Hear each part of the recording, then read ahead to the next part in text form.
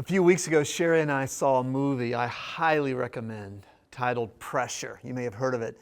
It's about the D-Day invasion of June 6, 1944, and the precise meteorological planning that it demanded. It's another stunning reminder of how much we owe in gratitude to the men and women who, in this case, planned and executed the Normandy invasion that changed the course of the world of World War II. And once again, I was in awe of the cost of the life I enjoy, paid in blood by boys on a beach 82 years ago. And on this 250th anniversary weekend, we need to remember that because we forget. But also in this pessimistic age, we seem to have forgotten. If there's one thing we in America are sure of, it's how bad we think things are all the time. USA Today had an article, Nurturing Hope in a Dismal Time. And the first sentence was, is this a bummer time or what? And I thought a lot about what I wanted to say for a number of months to our church this 250th anniversary weekend. And I kept coming back to a sermon one of my mentors, Bob Russell, helped me with almost 40 years ago and is still relevant today. I say he helped me with, he mostly wrote it. On this 4th of July weekend, I want to use the story of Absalom in the Old Testament to talk about a problem in our day, rampant pessimism. The story of David's charismatic son has two critical lessons to teach us this 250th birthday weekend. One is pessimism is popular, and the other is optimism is not optional. First, pessimism is popular, and it always will be. King David's son Absalom caused him a lot of grief as he tapped into the people's discontent. Now 2 Samuel 14:25 describes Absalom and his striking appearance.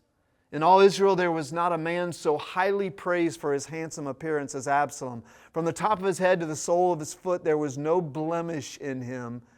Whenever he cut the hair of his head, he used to cut his hair once a year because it became too heavy for him. He would weigh it, and its weight was 200 shekels by the royal standard.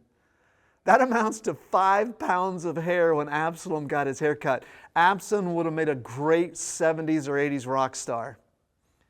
He had a striking appearance. He also had great charisma, but he was uncontrollable and vicious.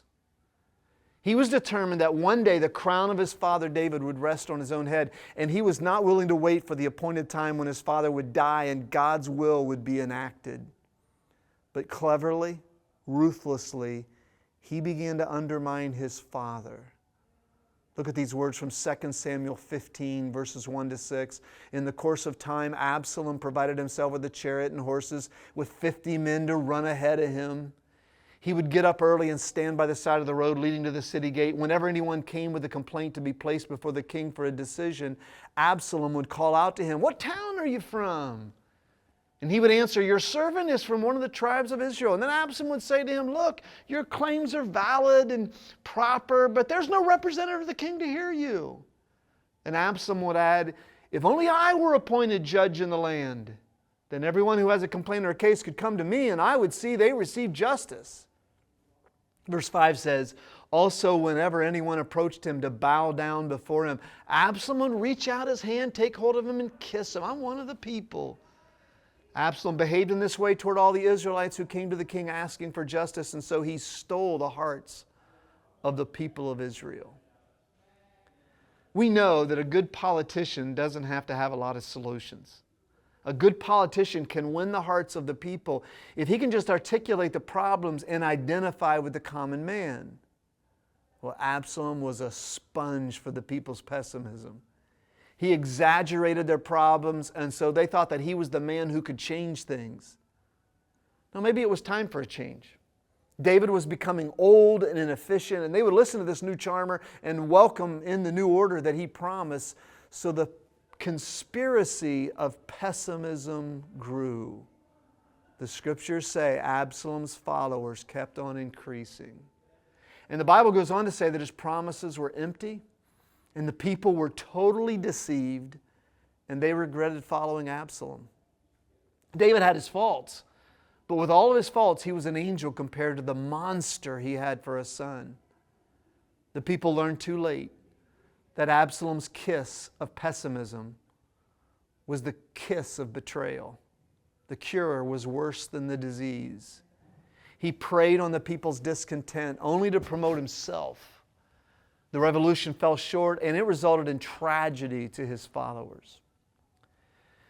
Years ago, the late author J. Wallace Hamilton wrote a book called Ride the Wild Horses, in which he dealt with this theme of pessimism. He wrote, "Absalom is the classic illustration of the principle of pessimistic subversion, the undermining process that works like evil leaven in society, feeding on discontent, creating dissatisfaction, and stirring up criticism. Thoughtless, thankless people can easily have their heritage undermined by failing to appreciate it." You see, God has given to each one of us the critical faculty because the world is tainted with corruption, and we need it. Used rightly, that critical faculty can be a blessing. Our nation is in existence today because our forefathers were critical of their treatment in England, and we are glad that they were and did something about it. It's a terrible thing when people have the right to criticize taken from them. But fault-finding can go too far, can't it? It can become lopsided. It can cause us to lose our joy, and it can cause us to lose perspective. Hamilton wrote of two women who were on their way home from a concert in which the violinist had given a near-perfect performance. "Wasn't that magnificent?" the one woman said. "No," the other mumbled. "The way he blew his nose after the first number just ruined the whole evening for me." And there are people like that. They habitually miss the music of life only because they hear the blowing of the nose. They concentrate on the 2% that is bad in any given situation, and they miss the 98% that is right. That was the fault of David's people. They allowed their discontent with certain things that were wrong with David's regime to blind them completely of those things that were positive, which were many. Thus, they opened the door to Absalom, the saboteur, and they had a civil war on their hands. Now, why is it we are prone to pessimistic attitudes? I can give you a few reasons. One is uncontrolled ambition. We Americans are such a competitive, achievement-oriented people. No matter how much we have, no matter how much we achieve, it's never enough. We always crave more, we expect worse, and we fear losing what it is we've achieved. Another reason is unrealistic expectations. Most Americans have such an idealistic view of life from childhood that when something minor is wrong, we become cynical. For instance, I've often heard people say, "I really don't want to be rich. I just want to have enough where I can pay my bills and not have to worry all the time. I want to be able to take trips and enjoy them and not have all this pressure and anxiety." They're kind of like the guy who was asked, "Would you rather be poor and happy or rich and miserable?" And he thought about that for a moment, and then he said, "I'd rather be semi-rich and moderately depressed." We are so unrealistic in our expectations. Another reason is undetermined purpose. We really don't know what our ultimate goal is in life, and it's hard to be content in life's journey when you don't know where you're going or what you really want. One guy said honestly, "I'm not sure what I want in life, but I'm sure I don't have it." That's why the second lesson of this is optimism is not optional. Pessimism is always popular, but optimism, no matter how dire the circumstances, is not optional. It is imperative. The old speaker and author Zig Ziglar used to say, "We all need a checkup from the neck up to eliminate stinking thinking." On this birthday weekend, I think we need optimism for our nation. No matter where you are in the political spectrum, I think we'll all admit that there are many things wrong with our country. All kinds of problems, serious problems. But we allow our godless Absaloms to undermine the original vision and the unique system of our forefathers by focusing all the time on what is wrong. Atheistic communism was successful in infiltrating country after country in the 20th century by professing to be a friend of the oppressed, much like Absalom. Like Absalom, they oozed with sympathy to the common man. If we were in control, things would be different. Power for the people, justice for the working man, equality for fill in the blank. Many years ago, John Lennon wrote a song entitled Imagine. Imagine there's no heaven. It's easy if you try it. There's no hell below us, above us only sky. And went on to say, imagine there are no possessions, no country loyalties, no religion. There's nothing to fight for. We could all live together in peace. And you might say I'm a dreamer, but I'm not the only one. I hope someday you'll join us and the world will be as one. And that sounds good on the surface. It's an amazing song, quite honestly. That message sounds good on the surface. Who doesn't want world peace? But the kiss of Absalom is the kiss of betrayal, and it denies reality. For example, every country where an atheistic socialist system has been embraced, that country has been found wanting. Winston Churchill, as only he could say, astutely observed, a socialist system will only work in two places, heaven where it is not needed and hell where they already have it. Capitalism is the unequal distribution of blessing. Socialism is the equal distribution of misery, and communism is just socialism with a gun at your back. Now, it is not just political Absaloms who exploit pessimism and negativism. There are media Absaloms who undermine our situation by focusing on the negative. Now, I know it is the negative that gets eyeballs and gets likes, and that it is the spectacular and usually the tragic and negative that gets attention, but it creates an imbalance of reality. USA Today, in that same article I referenced earlier, had a sub-article titled, "Why's the USA So Glum?" Opinion expert Everett Ladd says, U.S. satisfaction is very low now, but polling has shown wild swings historically due to many factors, including media. He says media produces more volatility and mood swings. It puts the country on an emotional roller coaster given the inherent ways it covers national events. It says this is what's important, this is what we need to focus on right now. Here's crisis 1, here's crisis 2. And we have found that a generalized dissatisfaction about certain things remote has been an increasing characteristic of the media age. There's a whole series of measures I call pop cynicism. Now, that article I referenced right there and before was written 30 years before social media. It was written in the early 90s. You see, this constant harangue of what is wrong undermines our heritage as a country. One man was tired of the misrepresentation of reality in major media, so he started his own news station. He said most of the blame for what has happened in America can be blamed on the communications industry. The major networks are the worst enemies this country ever had because of the propaganda that they put into people's minds. That man was Ted Turner, who started a network not renowned for its journalistic credibility, CNN. And we have networks on both sides of the political spectrum that we would say the same. Frankie Schaeffer, the theologian and philosopher, said the so-called free press is not really free. They put forth a worldview all their own and effectively censor out or hopelessly stereotype all of their views which conflict with their own.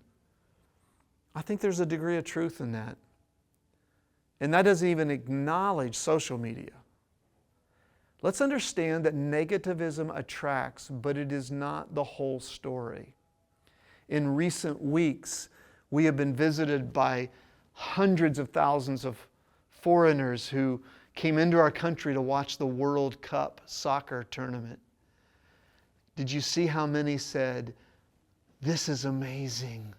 I can't believe America." People from Great Britain, from France, Western comrades of ours who are saying, what we've heard about America is distorted. This is amazing. Now that's anecdotal, but I think it's accurate. According to figures by economist Dr. Craig Aronoff, think of these factors. He said for example, according to the Centers for Disease Control and Prevention, life expectancy at birth in the United States has steadily climbed over the long term, moving from around 68 years in 1950 to over 77 years today. Infant mortality rates have also dramatically decreased over the same period. Or what about economic mobility and income? Historical long-term data from the U.S. Bureau of Economic Analysis shows that real gross domestic product per capita, which measures average economic output and standard of living, has grown exponentially over the last few decades, allowing Americans to afford more goods, services, and technological advances. Speaking of technological access, research from the Pew Research Center tracks the widespread adoption of modern conveniences. Today, nearly 97% of Americans own smartphones, and access to high-speed internet provides a vastly higher level of connectivity and access to information compared to previous generations. But what about education? According to the National Center of Education Statistics, the percentage of American adults completing high school and attaining a bachelor's degree or higher has reached all-time highs, with over 90% of adults completing high school today. Now some of you are sitting there saying, yeah, but. You're the one that needs to hear this message. Not everything is bad. I remember years ago, when journalist Charles Krauthammer wrote, following the victory of the Gulf War, words that struck me then and apply today. I quote, "We are today experiencing some good old American pessimism. It is a minute past our finest hour. The parades are over, things are tough, America is down, fine. We're entitled to a bit of wallow. But let's be realistic. There is not a refugee in the world who does not dream of America. Not a newly liberated nation not eager to emulate our institutions. Not a country on earth that would not trade places with the most economically, militarily, and politically powerful nation on earth. There are 9 years left in the American century." This was written in 1991. "And no nation is in a better position to seize the 21st. Cheer up."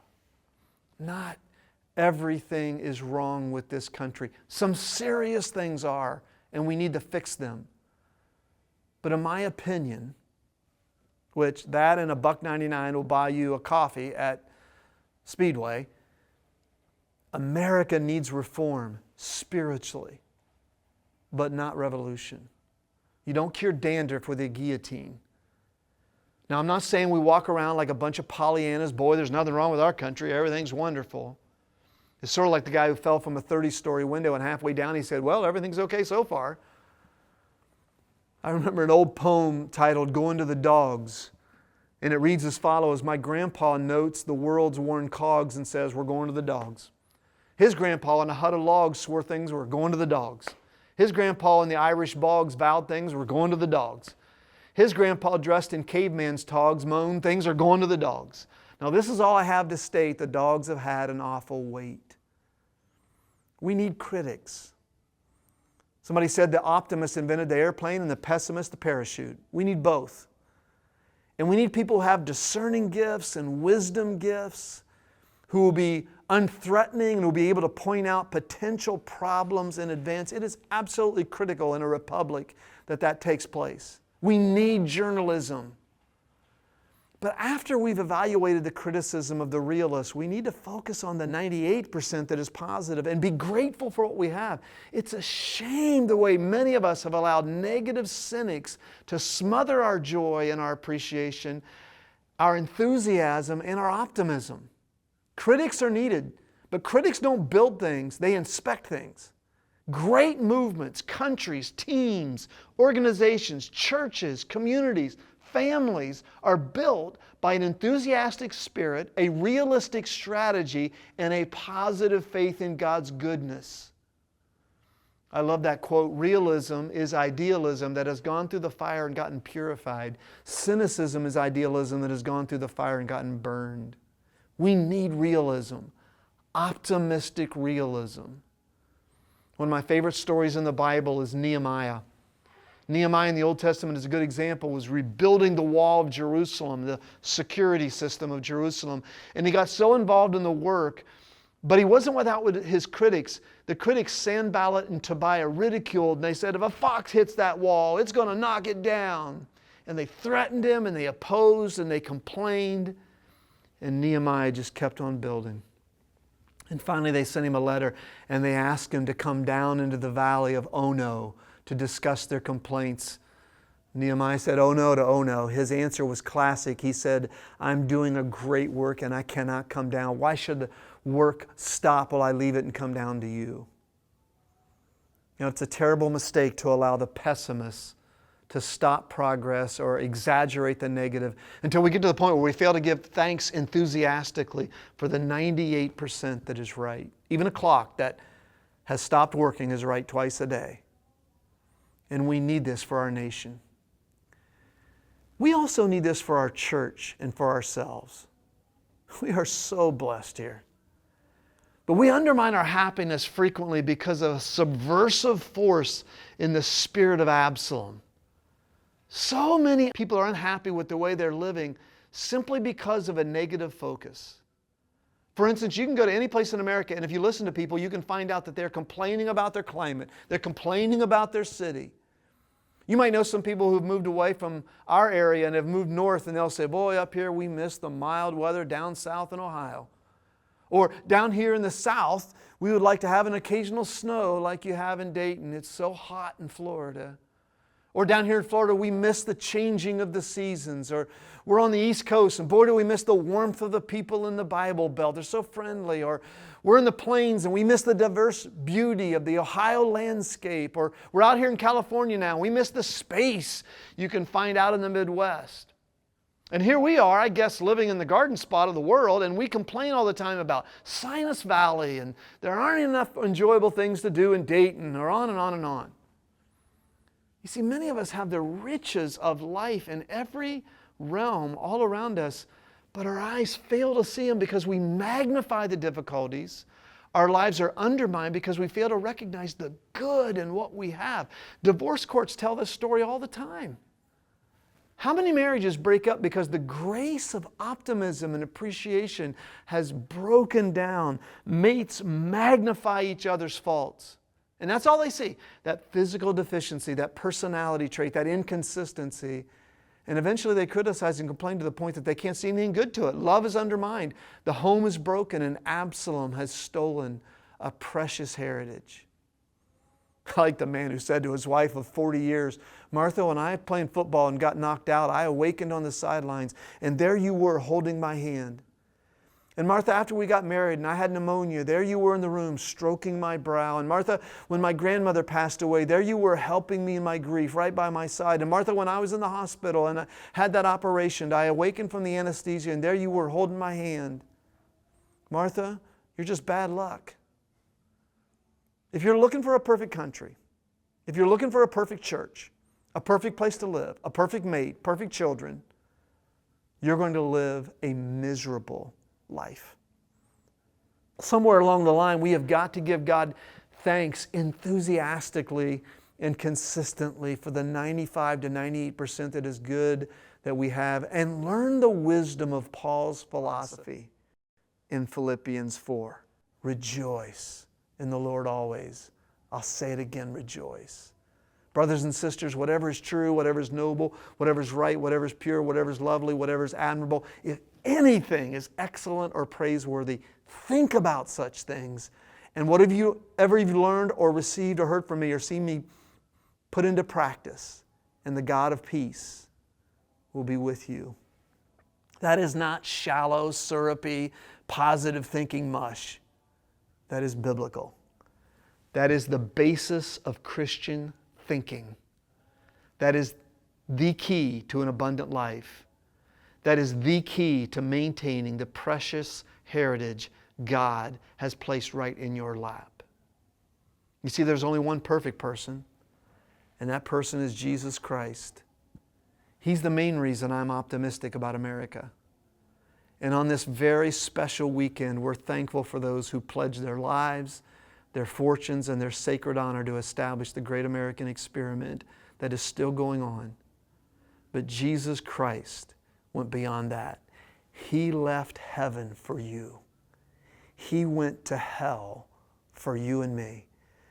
John 15:13, greater love has no one than this, to lay down one's life for one's friends. You see, Jesus was not an Absalom. He was the anti-Absalom. He didn't give promises he couldn't deliver so he could have all the power and authority. He gave up all power and authority and laid his life down. He took our place so that we have the gift of his righteousness available to us today. And that's why I have hope for America. It's because of the King of Kings and the Lord of Lords. We hope that you have a great 250th weekend. But more than that, we hope that this summer you put your hope and trust in Jesus Christ.